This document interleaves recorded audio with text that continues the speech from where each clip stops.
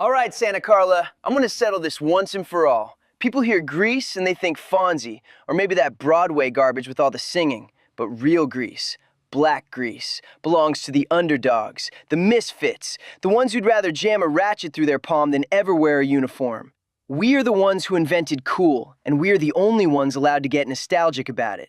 Yeah, but you heard that rumor, right? About how you were actually like an ancient Greek prince in a previous life? That rumor is a filthy lie and a misrepresentation of my brand. I was never Greek. The closest I got was a fistfight with a Cyclops lookalike in the Neptune's arcade parking lot, and I won that round, thank you very much. I'm just saying, if you were actually Greek, you'd know more about olive oil.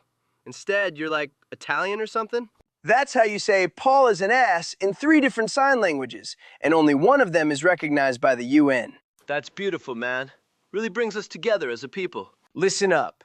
The real story is, I'm a rocker kid, Italian Jewish and born under the sign of the bat. And I'll have you know, back in my day, if you called us greasers, you were probably trying to get a switchblade to the gut. There were rules, Paul. There was dignity. And now look at you, slumming it with the rest of us, stuffing your face with funnel cake and broadcasting bad life advice to the whole city. Survival of the fittest, man. Adapt or die.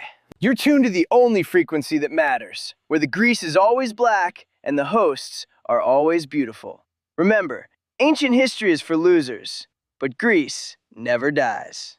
Hey Marko, you ever think about getting a real job? What, you mean like stacking churros at the pier or picking gum off the tilt-a-whirl? Hard pass. I got a job, thank you very much. I work at the garage on State Street, fixing the cars of people I plan to rob later. Real sustainable business model. You and David and Dwayne and Moira, right? Only I hear you don't actually do any of the work. They just let you hang out because Moira thinks you're cute. First off, don't you dare call me cute.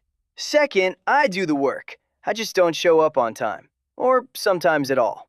David only thinks he's better than me because he can rebuild a carburetor while reading and smoking at the same time. Dwayne just, I don't know, lifts the engines out with his bare hands and scares the oil into changing itself. You're not even the second best mechanic in the gang. You remember the time you fixed that old lady's Chevy and used chewed up bubble gum to patch the transmission fluid line? It was double-layered Big Lead Chew. That stuff's basically an industrial adhesive, okay? You're the MacGyver of Boardwalk trash, Marko. That's why we love you. Meanwhile, Paul over here can't keep a job for longer than a single pay cycle, unless you count being a dungeon master for phone role-playing games as employment. I've got a gift, all right? And it pays better than slinging wrenches. Besides, Dungeons & Dragons is the only honest industry left in America. You'd know if you ever played a session that didn't end in homicide. You're banned from the garage, remember? After the incident? It was an experiment in community building. Also, it's not my fault you left the acetylene torch next to the peanut brittle. You made a flamethrower out of a caulking gun and a squirt bottle of WD-40. And it worked, didn't it? That raccoon never came back. Fine. If you want to support Paul's one true calling, he's got a hotline now. That's right, fiends and freaks. For $2.99 a minute, you can have a totally personalized, totally deranged adventure hosted by yours truly.